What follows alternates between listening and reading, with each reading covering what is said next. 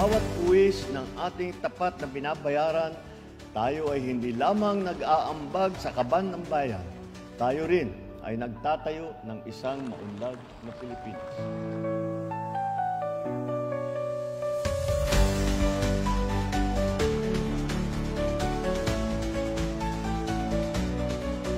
Join the conversation. Be advocates of accountability in your own communities. Be part of the global commitment to open governance.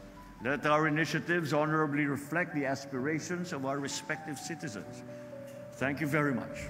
And once again, welcome to the Philippines.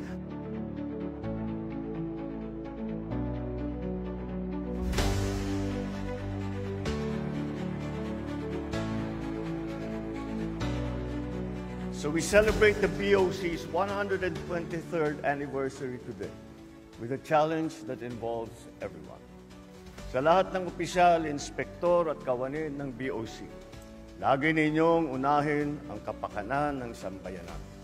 Gampanan ninyo ang inyong tungkulin ng buong katapatan at may malasakit sa inyong kapwa Pilipino.